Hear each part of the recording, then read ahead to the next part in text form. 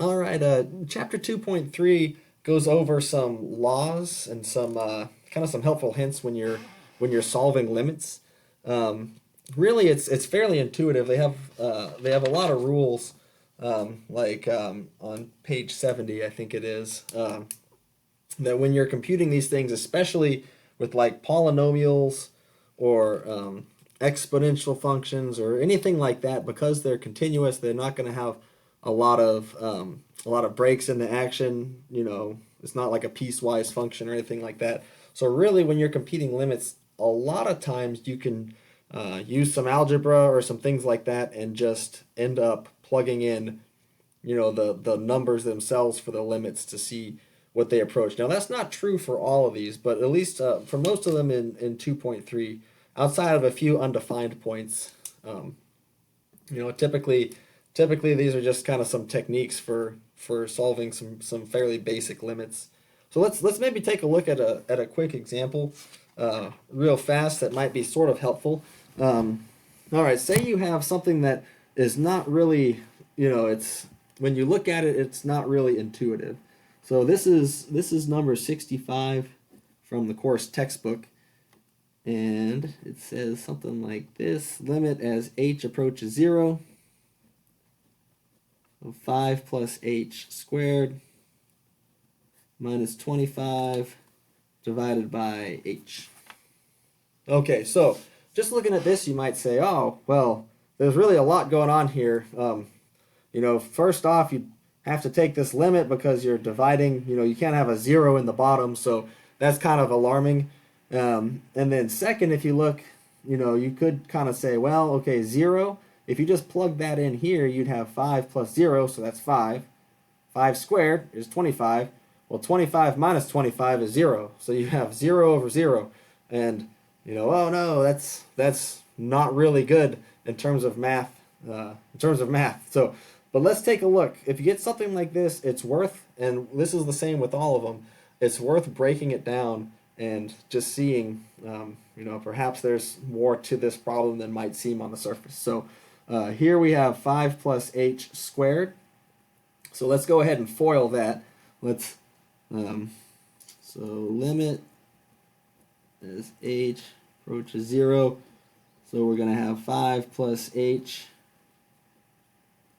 times 5 plus h minus 25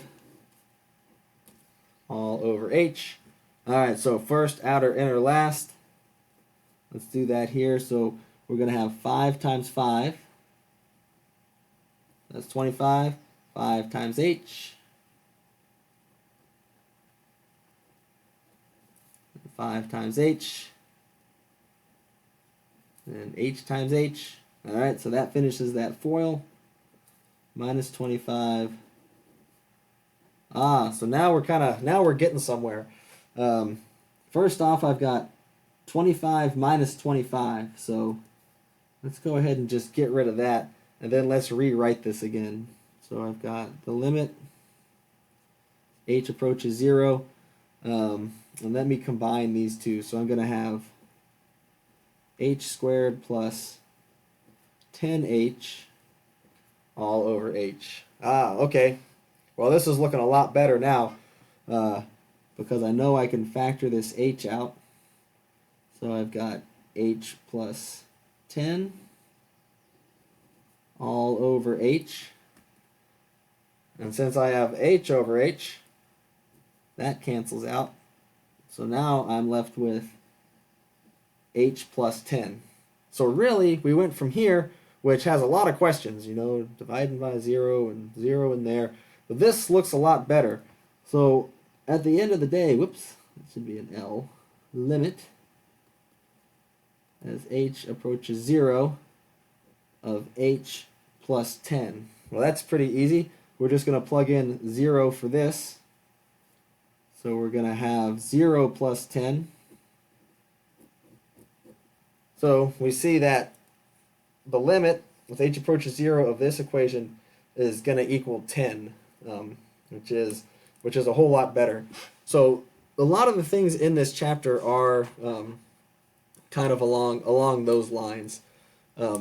So go ahead and get in there. A lot of it's algebra, a lot of it's factoring and sort of solving things like that. You're introduced a little bit to the squeeze theorem, which in this book is theorem 2.5. That is an extremely helpful theorem as things get complicated, and in the world of calculus, it's essential for a lot of the later proofs. But for us necessarily, don't go too crazy. Like if you don't have a complete understanding necessarily of its use or things like that, that's not a total deal killer. Just get used to it. Get used to working with it for a little bit. But don't panic too much. It's not something that it's something that we use a lot in calculus, but we kind of use it behind the scenes later on in the book. So, all right, that really wraps up chapter 2.3. Say it's it's fairly basic and a lot of algebra and a lot of things like that.